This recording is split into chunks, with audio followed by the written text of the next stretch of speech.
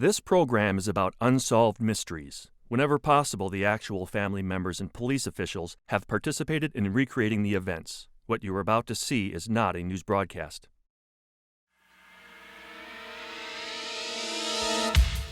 Five weeks ago, we brought you the story of a young man who was suffering from amnesia and living in a homeless shelter in San Diego. Thanks to you, our viewers, he now knows who he is and will soon be reunited with his family. Tonight, the dramatic conclusion to his story. And we will introduce you to this woman, also suffering from amnesia and needing your help to find out who she is.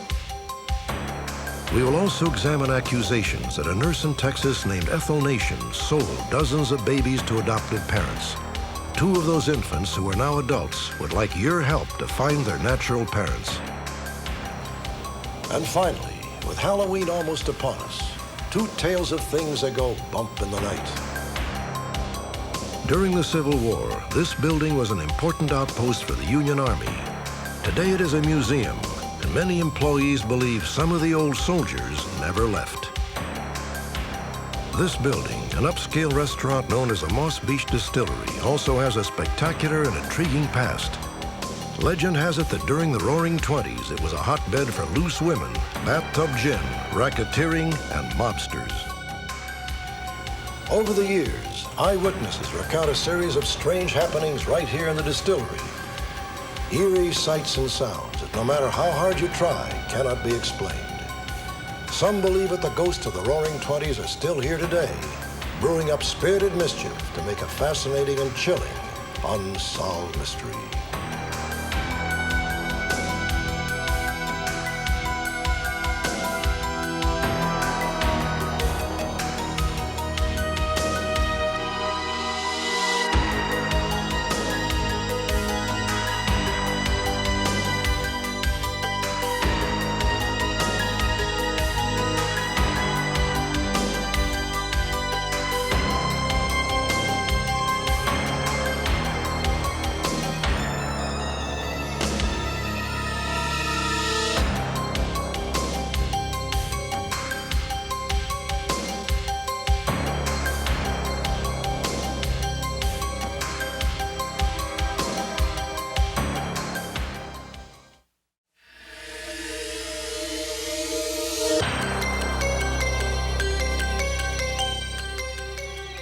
Moss Beach is a lonely, windswept cove which lies 20 miles south of San Francisco.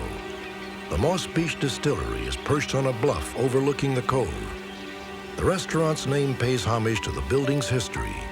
During the heady days of Prohibition, it was a notorious speakeasy. In recent years, all manner of strange goings-on have been reported at the Moss Beach Distillery. Waitresses swear that cold winds swirl through the dining room when no windows or doors are open. One of the former owners claims she has seen objects fly through the air and doors locked mysteriously of their own accord. At last count, as many as 5 different ghosts have been reported lurking in and around this restaurant. Now, I've been here all day and I haven't seen a single ghost. But over the years, a lot of other people have, or say they have. And since it's almost Halloween, the rest of us should at least try to keep an open mind. According to local legend, all this ghostly business began some 70 years ago with a beautiful lady in blue. The Roaring '20s, flappers, fast living, illegal booze. Hey, Eddie, tell those lumps to get the lead out. Frank's Roadhouse, the speakeasy at Moss Beach, was a favorite jumping-off point for bootleggers. Hey, what took you so long? Hey, you want the best you gotta wait for? Let's get this party rolling. Hey, Tony, what's up? Gentlemen, the best whiskey money can buy. Fresh off the boat. Frank's was also the setting for a legendary love triangle. My compliments. The lady was beautiful. She always wore blue. The piano player had eyes only for her, but their romance was conducted in secret because the lady in blue belonged to someone else. The lovers communicated in code, a silent language in which the lift of an eyebrow spoke volumes.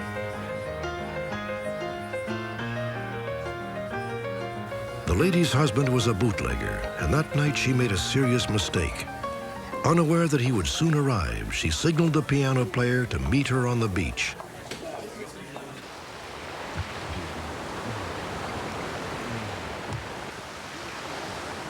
Moss Beach was a bootlegger's haven, isolated and sheltered under a cliff just outside the speakeasy. When the lady's husband found out she had left Frank's Roadhouse, he made his way to the cove and frantically questioned his cronies. Son of a... Hey, Mick, keep in the bottle. Suddenly, the bootlegger saw his wife with the piano player and went mad with jealousy. Oh, it's all right. That's all right. Hey, evening, Max. Very bad move, Eddie. Lucy, no, relax. Hey, Do that to me. I'm telling you, relax. A knife flashed. A gun was drawn. Blow your brains out. The lady threw herself between the two men she loved. Eddie! Oh!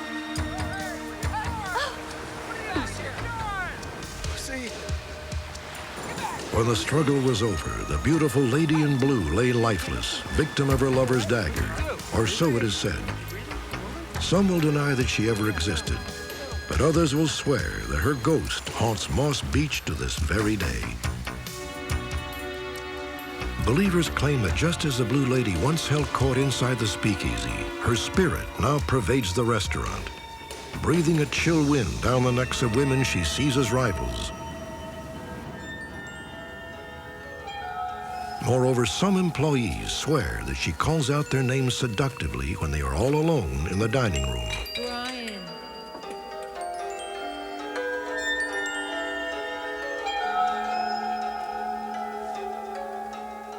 She's mischievous. A lot of pranks will happen, a lot of things will go on, but I don't think that any of it is malicious. I don't think that anything is supposed to be hair-raisings and you running out of a building or anything else like that. She's good. She seems to be a kind soul, nice spirit. It just still sort of amazes me that she still is there and still playing tricks on people. You know, every time I come back and talk to someone, they give me the list of all the things that she's been doing. When Pat and Dave Andrews owned the Moss Beach Distillery, their family lived on the ground floor. They say the Blue Lady seemed to delight in locking them out of their rooms.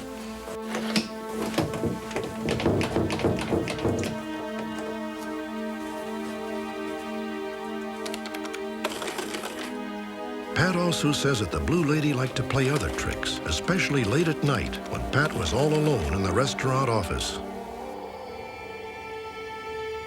My checkbook lifted right off the shelf above my head and sailed around, and kind of slowly around in this small room.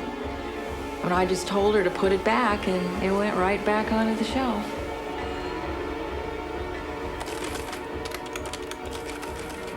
I was a total skeptic. Couldn't have been more skeptical than, it would be impossible to be more skeptical than I was. And I just didn't believe in it. And then as time went on, the things that happened, you know, totally brought me around to the point of view that it is here. There's no ifs, ands, or buts about it. It happened. On the cliff outside the restaurant, some neighborhood children once claimed they saw the Blue Lady, but she seemed to be a very different kind of ghost. Not the playful spirit who dwelled indoors, but one with a somber demeanor, concerned for the children's safety. Children, please, please listen. Go back. Go away. It's dangerous. Please, listen. Hurry. The housekeeper of one of the restaurant employees believes she has met the same spirit, and that it is definitely not the two-timing flapper of popular legend. The first time I see the Blue Lady is one night. I am very sick. I have cold, I have fever.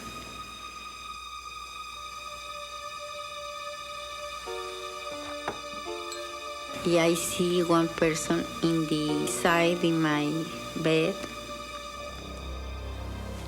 ¿Tú eres Consuelo? Sí, yo soy Consuelo. Quiero hablar contigo porque tú tienes algo mío. No sé, no tengo nada tuyo. Estoy hablando de mi música.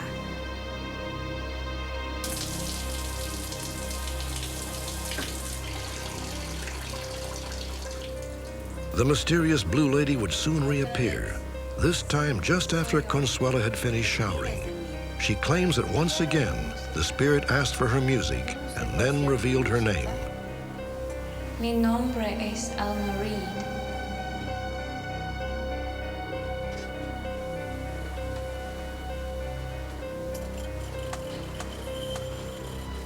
The name Alma Reid conjured a dim memory from Consuela's childhood. When she was 10 years old, Consuela's father had given her sheet music written by one of his close friends, Ricardo Palmerin, a famous Mexican musician.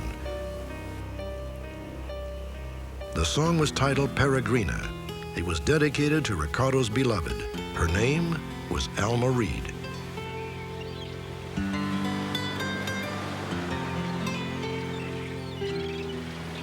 According to Consuela, Alma Reid and Ricardo Palmerin were star-crossed lovers. Alma was already married to another man when she fell in love with a handsome musician. Legend has it that in 1927, she walked into the sea, preferring death to life without her beloved Ricardo. Some say she drowned herself off the Northern California coast, not far from Moss Beach.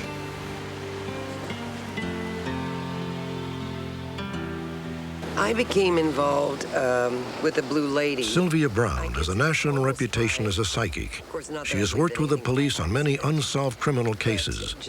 In 1992, the owner of the Moss Beach distillery asked her to find out just who the Blue Lady was. And I said, oh, I have more things to do than to go ghost chasing. But I said, what the heck? So after I got up here, I walked in and said, oh my God, there is a ghost here. And I'm getting the name Mary Ann or Mary Ellen Morley. And she seems to be swathed all in sort of like a hat, blue. The restaurant employees were surprised when Sylvia came up with a totally new identity for the Blue Lady. Maybe I'd say 26, maybe 27. Sylvia went on to say that Mary Ellen Morley had been killed by crushing blows to the chest and head. But her demeanor seems... We took that information, went over to the San Mateo County Vital Statistics and researched documentation between 1910 and 1930, and in fact came up with a name that Sylvia Brown had mentioned during dinner, Mary Ellen Morley. Jennifer, look at this. What'd you get? Oh, you're kidding. This is Fred W. Morley. Jennifer Towner and Jan Mucklestone, another restaurant employee, dug through the archives and made an eerie discovery. Mary Ellen Morley's maiden name was Reid, and in an astounding coincidence, she had a sister named Alma. This is all checking out. This is just incredible. Jennifer and Jan were also intrigued by the newspaper accounts of Mary Ellen Morley's death. She's also known as Maisie Reid.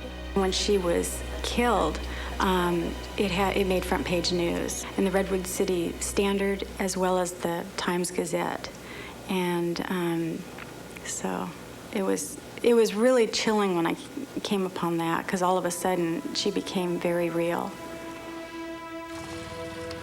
Mary Ellen Morley lived in Redwood City, California, near the San Francisco Bay. On the day of her death, Mary Ellen and her husband Frederick had driven north to visit her mother's grave. The cemetery was 15 miles from the Moss Beach distillery. Returning home on the Bayshore Highway that same night, Frederick lost control of his automobile. It overturned, and Mary Ellen was trapped in the wreckage. You all right? The car. It's heavy. Get it off me, please. Wait. I'll get you out. Okay. With her last breath, she asked Frederick to take care of their 3-year-old son, Jack. Jack, for me.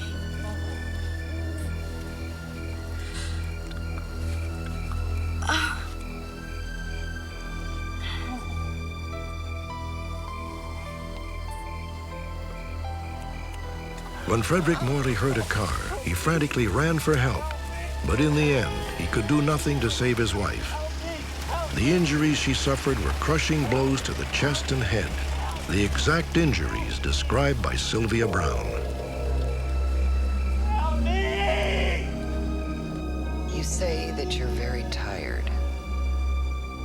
The owner of the distillery called Sylvia Brown back to the restaurant for a seance.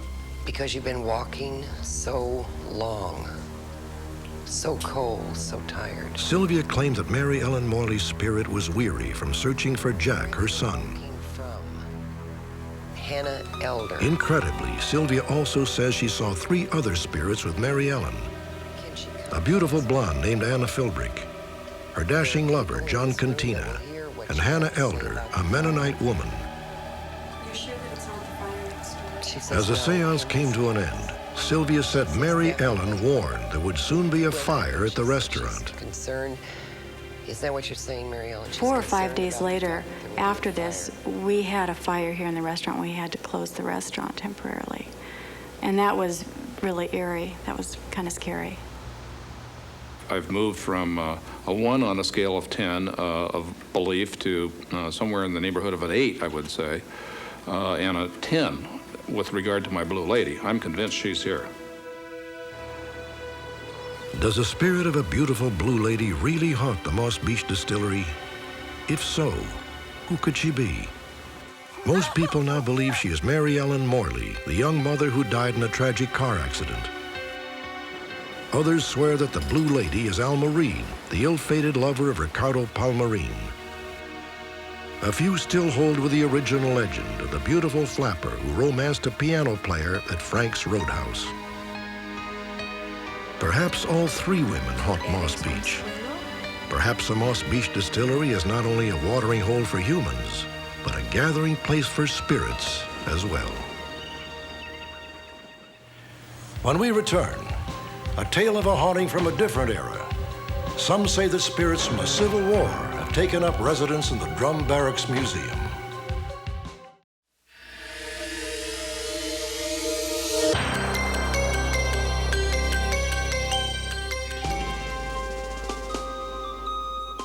On April 12, 1861, the first tragic shots of the American Civil War were fired at Fort Sumter, South Carolina.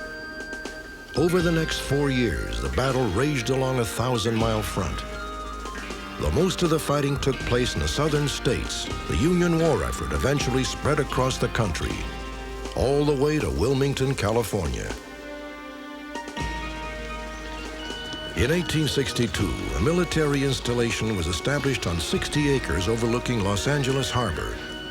Christened the Drum Barracks after an obscure lieutenant colonel, the facility was a key center for training and processing troops. By the end of the war, nearly half of California's 17,000 Union volunteers had passed through the barracks. Today, all that remains of the outpost is a single building which now houses a modest museum and some very unlikely tour guides. I don't call them ghosts, or I don't call them hauntings usually. What I do believe in is we call them spirits. It's a comfortable feeling. They don't bother me, and I'm very comfortable here with them. You can lock the rooms. At night, I do. I make a check, in fact, very religiously. I check all the rooms. They're locked, the lights are off, the shades are down. And you come here at 8 o'clock in the morning, and the light in the parlor jolly well might be on, and then again it might not, but the shades may be up.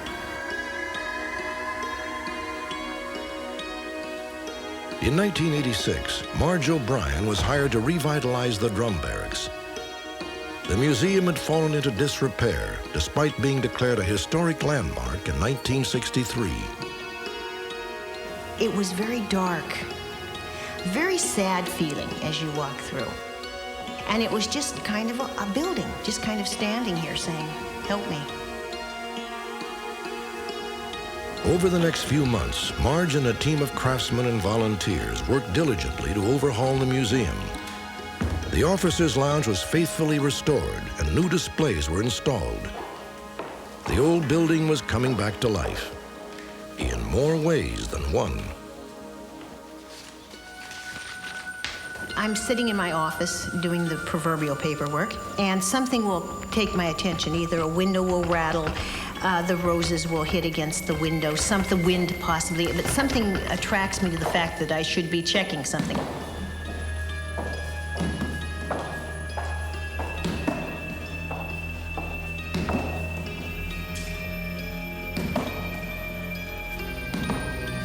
I will walk over to the parlor. 9 chances out of 10 when I have this feeling and I open the door, more likely than not, the lights on the table are on. Most times, I will walk up the stairs and check the gun room. Very often, that too has the lights on and the window blinds open, even though they have been closed and down. Because the rule here is that after every tour, you pull the shades down, turn off the light, and lock the door.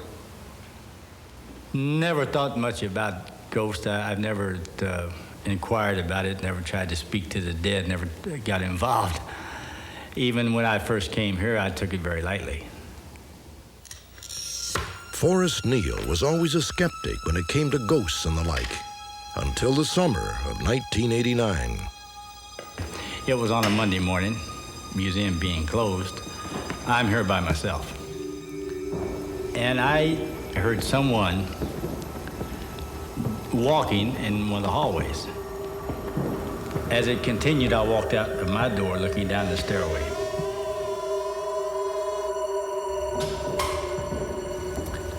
I proceeded down, knowing that someone was probably in the gift shop hiding, waiting for me to leave.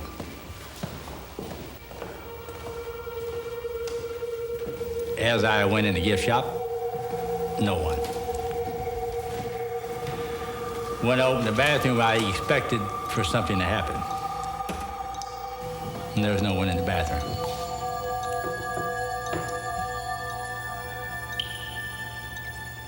And since then, I've become pretty much a believer. We were up there in the gun room, cleaning, dusting. My group. Yasmin works with volunteer groups who assist in the museum's upkeep. In 1991, she too began to believe that the drum barracks might in fact be haunted. I think we're done for the day. Let's go. I put down the blinds and turned off the light and locked the room and left. Came downstairs and left the building. There was nobody around. You will be back Friday, won't you? Yeah, sure. What time? 10:30. The silver needs polishing. Okay, we'll do that. When I looked up, I saw the blind and the window that we were working went up really slow. Did you just see that? What? The blind went up by itself. It gave me the impression as if someone was holding it, someone was doing it. To me, a ghost was like Casper the Friendly Ghost or some movie or something, I guess, one doesn't believe it until they actually are really convinced. Fred Duran is an exterminator for the city of Los Angeles, and the museum is among his regular stops. On one visit in particular, Fred got all the convincing he needed. As I got into the kitchen that morning, I heard some footsteps behind me, and I thought it was the caretaker. I need to get some water. Yeah. And I didn't pay any attention to it. Have you seen Maria? No, I haven't seen her. As I turned around, there was this guy there. And I thought it was kind of odd because he was in a Civil War outfit. And I thought it was the caretaker that lived there. So as I was going out towards, the front of the building to go out towards my vehicle, and then I saw the caretaker there and the workmen also. And I just asked him, I said, hey, the guy that lives here takes his job seriously. And they said, you saw the captain's ghost. And I said, oh, come on, guys. And they said, no, you actually saw the captain's ghost. If Fred said he saw it, he saw it. I have no doubts in that. Fred's a very honest man. My reaction is, I wonder why, at this point, what the reason was at this point in time, why he had to come now, and why to Fred. This was the hallway I was talking about, Barbara. Marge O'Brien became determined to find out who or what had taken up residence in the drum barracks. In 1991, she asked Barbara Connor, an internationally recognized psychic, to visit the museum. Very different. Oh, this is the parlor. She says, we seem to have some creaks and groans, and I thought, right away, mentally, I thought to myself, oh, it's an old house, it's just settling. And I said, well, I've never done it before, but sure, I'd like to come out. So we came out and started to go through the barracks. Often when I come in, the light is on. According to Barbara Connor, the drum barracks was teeming with ghostly activity. In the officers' lounge, she claims to have encountered several spirits. 2 were playing cards. Another stood by the window, peering through the curtains. But one phantom seemed more forceful than the rest. He looked at me, and he says, I want this chair closer to the fireplace because I'm cold. And I was telling Marge, I said, this gentleman that's sitting in this chair here has a foot that is, his boot is too tight for him. What was interesting is my research showed that Colonel Curtis, who was the commander here the longest, had frostbitten his left foot when he was fighting Indians up in Washington. Right around the ankle, above where the nerve endings were, was a great deal of pain, which he suffered much of his life. He would wear a boot that was a size smaller so that he could have more control of that foot, and he dragged it. There is no way Barbara could have known that when she walked into the room. I had just started to uncover this research. Upstairs, Barbara Connor continued to have visions which seemed to explain some of the strange noises Marge and the staff had grown familiar with. There's a little boy sitting here. He's bouncing a ball back and forth. I told Marge, I said, there's a little boy here, and he's throwing the ball up against the wall. And she goes, that's what that is. And I go, what? She says, well, we've heard this thump, thump, thump, and we couldn't figure out what it is. And I said, well, that's it. He's throwing this ball up against the wall. And I said, if you want him to stop, just tell him to stop, and he'll stop. Now I'd like to take you into the storage room. I don't often... As the tour came to an end, Barbara Connor says she saw the specters of Colonel Curtis and his officers in a planning session. The colonel was standing there at the table, and when we came in, he looked at us. Then all of a sudden, he started looking in a box over on the side, like he left what he was doing and went over and started digging in this box, and he turned to me and mentally projected, he wants his award. He wants the award. He's trying to find an award. And I said, what award? And he says, I have an award. I want my award, and I want it on that wall. Well, I had never heard of a plaque before, and I don't remember anything ever hanging in that storage room. But I discovered later that when he left Washington, that Colonel Curtis did receive an award for his work with the Indians up there. And possibly that could have been the plaque. Commander Curtis, gentlemen, it's time to go home. Lights out. If you want them back on, that's fine with me.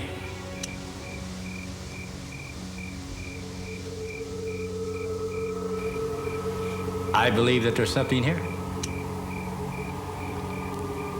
People ask me, have I seen it? No, I haven't seen it, and apparently they don't talk to me.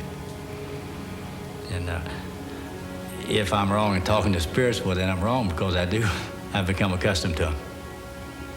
And I'm pleased that they're here, if indeed they are, because it means someone with a longer span here is going to take care of this place, and it will be taken care of. Do the long-dead spirits of the Civil War still roam the drum barracks? At this point, the museum staff has little doubt. Skeptics might say they have overactive imaginations, or perhaps a fanatic reverence for the past. But those who've experienced the unguided tour of the museum believe it is nothing less than a case of living history.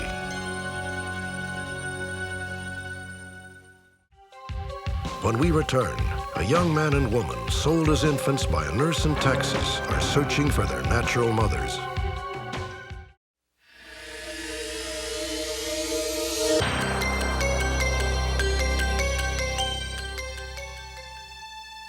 These 3 infants were all born in San Antonio, Texas between 1959 and 1966. What they have in common is a connection to an opportunistic woman, a woman who, according to some, ran a secret but profitable business in which she sold babies for more than 20 years. That questionable enterprise first came to light when the mother of this infant began looking for her. Good grief, I don't know how you were. In November of 1959, 18-year-old Eileen Zolikoff was alone, scared, and 7 months pregnant.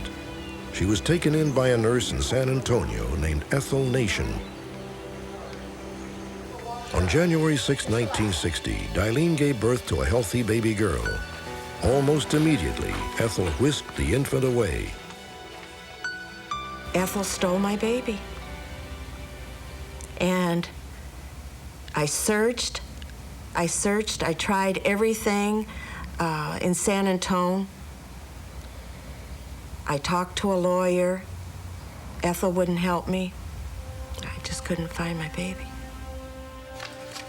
Ethel Nation always denied that she had anything to do with the disappearance of Eileen's baby. But in 1968, Eileen found a photograph of her daughter in Ethel's house. It took another 15 years of searching before Eileen and her daughter were reunited on national television. When I first saw my daughter, she looked beautiful. And she smiled. And I was just overjoyed. It was so beautiful to finally, after all these years, I finally found her.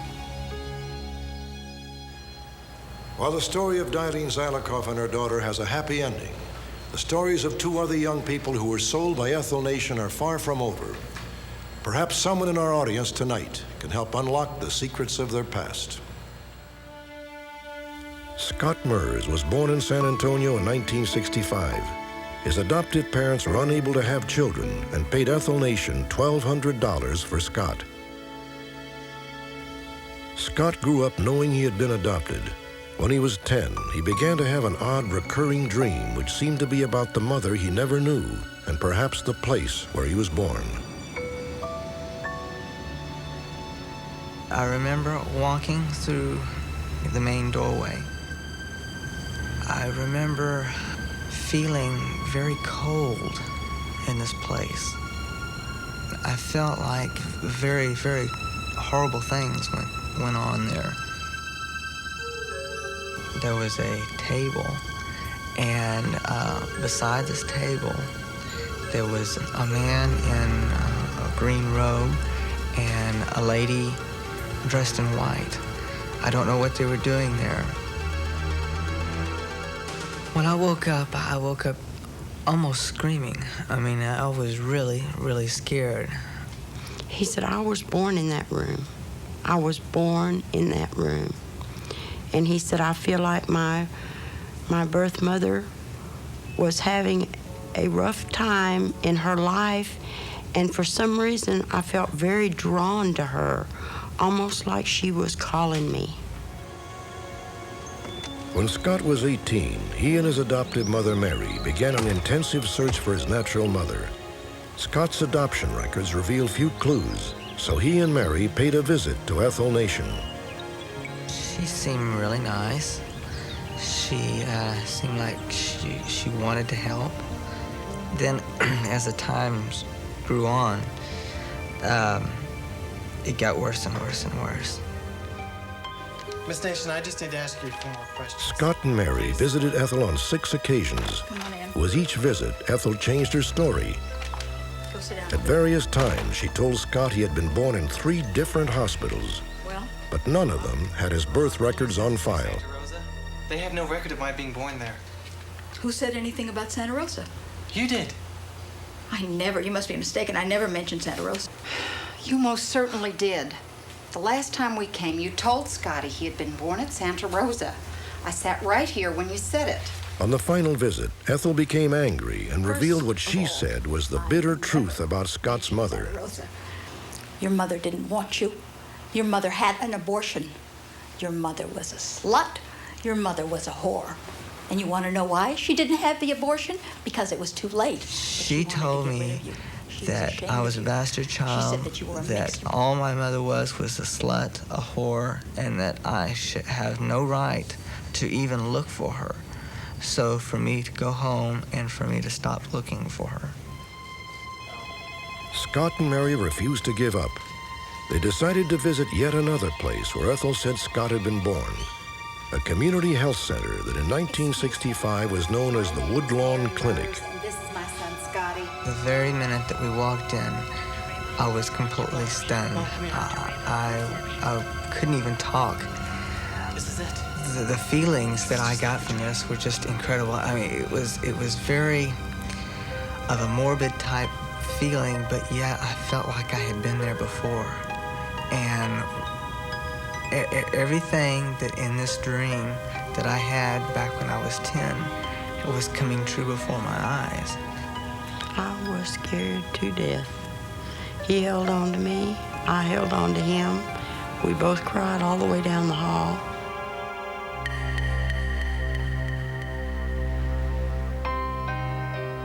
I was so happy that it made sense of the dream that I had from many years ago. Sadly, Scott Mers has still not found his natural mother. But through his search, he met a young woman who had a remarkably similar experience with Ethel Nation. Dawnette Barker was adopted in July of 1966 by a childless couple from San Antonio. As a last desperate resort, they had approached Ethel Nation after years of trying to adopt through state agencies. Dawnette learned that on the night she was adopted, her parents had to choose between her and 2 other infants. We have these 2 little boys here that are twins. And this little girl over here. Now, of course, you have your choice, but I would prefer that the boys be kept together if that's at all possible. There were bassinets in there with children. I think there were 2 twin boys and myself. My parents didn't, because they didn't expect that things would happen so quickly, they just thought they were going to go to see the baby, but at that point, Mrs. Nations told my parents that they could go ahead and take me home that night. We can? Yes, absolutely. Honey. Is there a problem? Well, ma'am, we don't have the full $1,700. I thought that had been settled. Well, ma'am, we just didn't think we'd be able to take her tonight. Do you have some kind of property? Do you have anything that you can sell? How about the boat? What kind of boat? It's all right. We'll work something out. As payment for Dawnette, Ethel Nation accepted a 14-foot ski boat worth $1,700. You can go ahead and take your baby home. When she turned 18, Dawnette began to search for her natural parents. She found that her mother's name was listed as Gloria Cantu. The adoption papers had been notarized by Ethel Nation. What can I do for you this time? Dawnette spoke with Ethel Nation several times and was finally told the same story as Scott Mers. Your mother was a tramp. She didn't want you. She went there to have an abortion, but it was just too late to have one. I don't understand what's happening. I told you you shouldn't have been messing around with something like this. You should have left well enough alone. I really couldn't understand why. Or how she could say that. It hurt. There is no way of knowing how many babies were sold by Ethel Nation, who died in 1991. Scott Mers and Dawnette Barker now suspect that there may be dozens of other young people who, like them, will not be able to rest until they are reunited with their natural mothers. Scott Mers was born on August 5, 1965 in San Antonio, Texas. His mother's name was listed as Joyce Collier. She may have been 22 years old. Scott's adoptive mother, Mary, met her once and recalls that she was thin with dark hair and an olive complexion. Is Ethel Nation here? It's important for me to find her because there's a certain gap, a certain hole that's inside me that I want to fill. And I think the only way that I can fill this hole is to be whole myself. And finding my birth mother will do that. If she's out there and she is watching, I just want her to know that I don't want anything from her, and above all, I don't want to hurt her, or maybe it's something she's never told anyone, or who she's currently married to if she's married. But I don't want anything, no strings attached. I just want to know what happened and how it happened. I would never in any way want to hurt her. Dawnette Barker's birthday is listed as July 21st, 1966, but she may have been born weeks earlier. Her mother, Gloria Cantu, may have been 23 years old when Dawnette was born. both Scott Murs and Donette Barker Lucier may have been born in the Woodlawn Clinic in San Antonio, Texas. On the night of our broadcast, several viewers called our telecenter on behalf of Donette's birth mother, Gloria Cantu Martinez of San Antonio, Texas. A short time later, Donette spoke to her mother for the very first time and learned that Gloria had never intended to give her up, but had been tricked into signing the adoption papers. Donette was overjoyed to discover that Gloria wanted to see her as soon as possible. On November 9, 1992, Gloria flew to Washington, D.C. for a tearful reunion with Donette. For mother and daughter, it was an emotional end to 26 years of painful separation.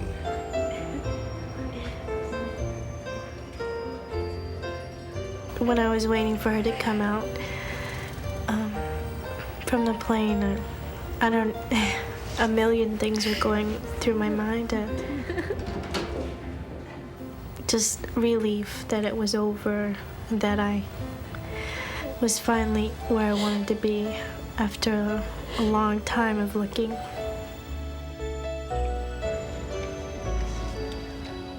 I just couldn't believe it, that it was finally going to happen. What I always wanted. I've always wanted to find her and wondered what she was like, if she was married, if she had any children.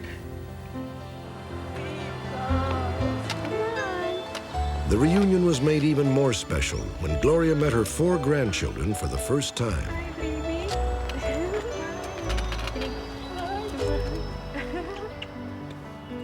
Donette's dream of having her entire family together had finally come true. This is Michael. How are you? This is Tyler.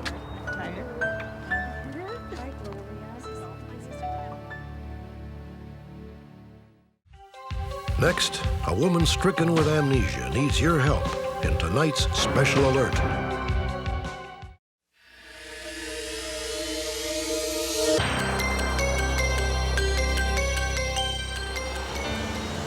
Last month, we aired the story of a young man in San Diego, California, who had no idea who he was or where he had come from.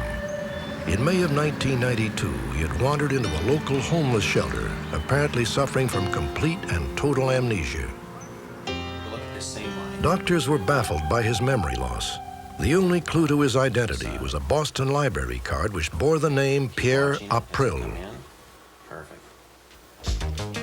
Update. On the night of our broadcast, a viewer in Canada called our telecenter to say that the young man had once worked for his wife and that his name is, in fact, Pierre April. Pierre soon learned that he has 2 sisters and that his parents live in Lachine, Canada, where his father practices medicine. The next day, they spoke on the phone for the first time in more than 5 months.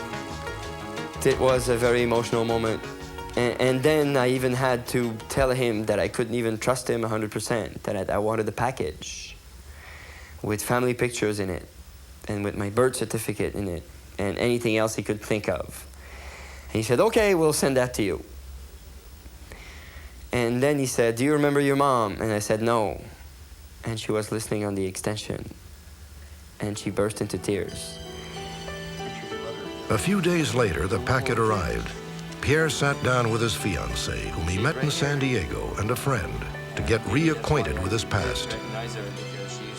It is strange to be told who you are and what you did. I'm someone again.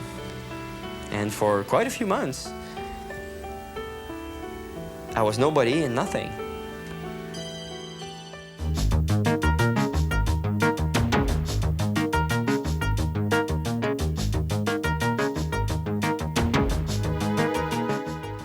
Shortly after Pierre's story aired, we were contacted by authorities in Richardson, Texas, a suburb of Dallas, about another unusual case of amnesia involving a woman who calls herself Sandra Evans. Like there's a wall across my brain and it won't let me see the other side. Occasionally a snapshot comes through and I get a glimpse of a life before, but nothing solid, nothing concrete. On May 14, 1992, Sandra fainted in a Dallas area bus station and was transported to a local hospital. She seemed to be suffering from total amnesia, and the police were notified. I did receive numerous phone calls from around the United States, from law enforcement agencies and citizens in general, thinking that they may know who Sandra actually is. We did follow up on all of the phone calls we received, and we're not able to determine who she actually is. This photograph was taken the day Sandra was found. Initially, she could not remember her name, and she is still not sure that she truly is Sandra Evans. In fact, the tag on the luggage she was carrying had the name Linda Kennedy on it. Sandra says the handwriting is hers, but is certain the name is not. The strongest clues of Sandra's identity are several photographs found in the luggage. There is one of Sandra as a bride. Another shows 2 young children. And finally, a picture of a teenage girl, which appears to be a high school graduation portrait. They troubled me. I didn't want to deal with the thought if they could be my children. It was much easier to believe they could be nieces and nephews, because the thought of them being mine and not knowing where they are, not knowing who they are, not knowing what conditions were that they were in was too upsetting. At this point, Sandra believes her amnesia is a result of some traumatic, perhaps violent experience, and she is haunted by a vague fear of both her past and her future. I am afraid of what I'm going to find on the other side, because something made me forget it. I am afraid that if I've had children, that they won't understand where I've been for the last 5 months. That if my mother must be elderly if this is doing something to her. Update. Just moments after this story aired in Canada, a viewer contacted authorities there and identified Sandra Evans as her sister Carol Ann Rozak of London, Ontario. Carol Ann soon learned that she is divorced and that the photographs found in her luggage were of her 2 sons, now teenagers, and her 13-year-old daughter. When I talked to my daughter, I asked her about things that we had done, and she said we did everything together. She said we were real close. In fact, the first time I talked to her, it was more like she was the mother and I was the daughter. She was so sweet. She was so excited to talk to me. Even though the information about her past did nothing to jog her memory, Carol Ann immediately began packing to return to Canada, where her children, her 4 sisters, and her brother would be waiting. On October 30th, 1992, a nervous Carol Ann, accompanied by friends she had made in Texas, arrived at the Dallas airport to board a flight that would take her back to her family 6 months after she disappeared. Oh yes, I'm happy to go home. A little nervous, but I'm happy to be going home. Today, Carol Ann lives with her daughter in Milton, Ontario. She still has no idea what caused her amnesia, but is currently undergoing therapy in the hope that someday she will fully recover her memory.